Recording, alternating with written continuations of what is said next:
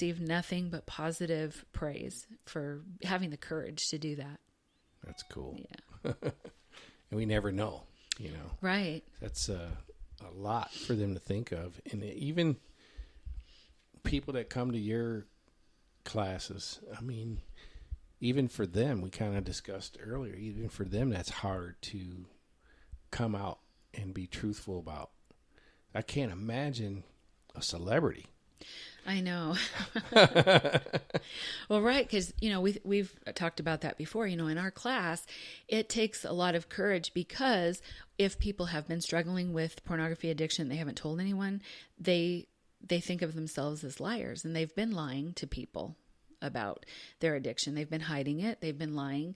And so to actually go in and like talk to someone about it, and that frees them of that lying spirit that's been upon them. And now light can be shone on that area of their life that darkness has been in place for so long. So it does take courage to be truthful, but I've never found where this didn't happen. Once the men finally admit it, and the women, once they finally admit it, there's such a freedom, and you can actually see it on their face. Like many of the men that are in our group, some of them have been with us for about 2 years, a year or 2 years. And from when they started to where they are now, when I see them, they actually look like a different person, because that weight of sin that they were carrying around and shame for so long is gone. And you can see it. You can actually see it gone from their life. You can see it on their face. That's amazing. It's got to be a great feeling to know that God is using you to help.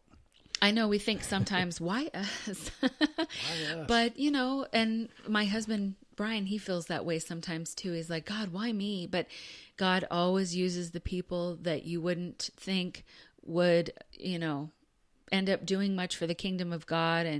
And those are the ones that actually God uses, because he looks at the heart. And I know my husband's heart, and I know how he feels about helping other people, you know, but that's just me. And it's because I live with him. But God sees even more than I see. And so, yeah. And so he sees that heart that Brian has for, and not just men, but we have a true caring for families too, because I and Brian, we care for the children. You know, it's just like I told you several times before, we're raising a generation of sex addicts, and a lot of it is because the easy access on the phone, and it's free. Yes. So on their cell phones, and because of that, so many kids are just getting addicted, and that it just breaks my heart, because there's so many opportunities for our kids to do such wonderful things, and they still can. But some of them are doing it with that cover of shame. And that's the sad part. You know, I don't want them being hindered by that. No. Which kind of opens the door to a future show. You know, yes. I'm kind of getting off. But you've got something exciting coming in a 2-part series. That's right. Am I allowed to? You can share it. Yep. All you right. can share it. And actually, we'll want to tell people at the end of the show too, that maybe on our Facebook page, they can write in, they can email, and they can write into the Facebook page with questions that we might be able to actually use for the panel. Great. So yeah, why don't you tell them about it? So what's going to come, people? Christian Living Radio is getting ready to present with Unashamed by Grace a panel discussion on mothers with girls and porn exposure or addiction. The digital age is what we've been discussing for the past couple of weeks. And then following week after that, or a couple of weeks down the road, it'd be mothers with boys and how they deal with these things. Right. And it's not like necessarily children who have maybe seen pornography, but like some of the moms that are going to be on the panel, and for both boys and girls, it's just how they protected their children, or maybe some of them didn't protect their children because they didn't know, but what their children saw at school or on friends' phones. Because what we want to do is give different options for parents to say, oh, okay, I identify with what Joanne did with her son, Clayton. Or someone might say, well, no, I don't think I would do that. But there might be someone on the panel who really resonates with a parent, and they're like, oh, I could definitely do that. That sounds like me.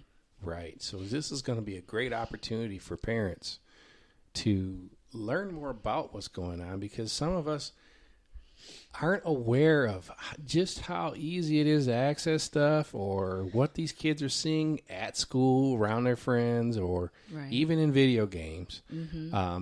This is going to open a lot of doors for parents' awareness. Yes. And educate them. So get ready for this discussion, this panel discussion, mothers with girls, and following that, mothers with sons. So get your emails together and send in to either Christian Living Radio or our Facebook pages, Unashamed by Grace and Christian Living Radio. Send your questions in, and we will add those to the panel and get you some answers to your questions and your concerns. And please don't be afraid to add comments to us. What's going on in your lives and what you're getting out of this each week. Definitely. Yeah, because we're here for you.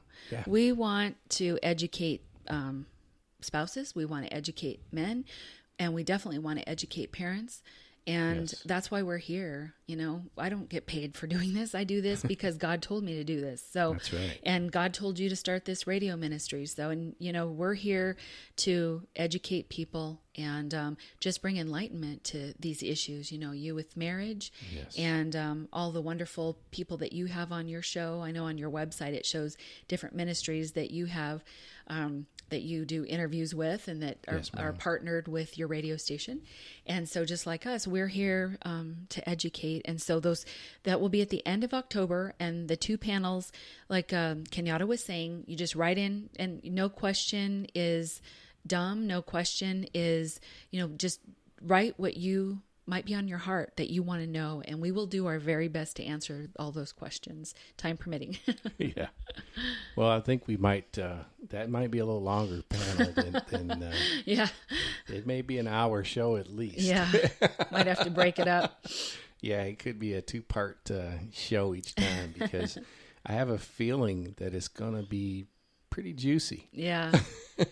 Well, yeah, because every situation's different. You know, we had a guest last week, and her take on what how she raised her kids is different from how I raised mine. And so everyone's different. And that's why I wanted to bring on this panel of these moms, because there's so many different aspects of how we raise our children and what they've seen. Like, some kids are raised differently to where maybe they don't have a lot of exposure, and that's great.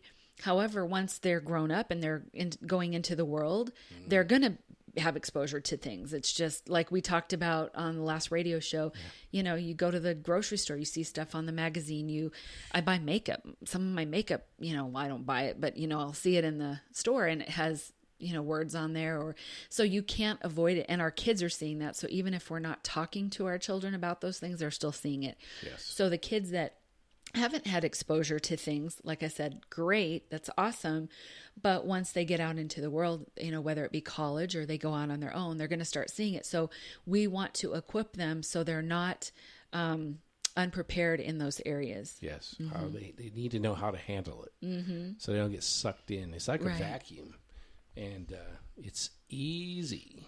So this is great that we're educating and uplifting people now, because back in the day, like we discussed last week, is we used to sweep it under the rug because it was a taboo conversation. Right. Well, it's not anymore. No. And that's what's just amazing to me is when I think it was about a year ago when my husband Brian was at a conference in South Carolina or North Carolina, I can't remember, one of the Carolinas. And there was people from all over the world. When he went to the hotel and he rode the shuttle to that conference, there was people from the Netherlands, there was people from Africa, sitting in the van with him. They were from all over the world. And in the hotel, he could just hear all these different languages as people were getting on the elevator, and they're all going to this conference. And it was a conference on sexual integrity. And there was thousands of people there.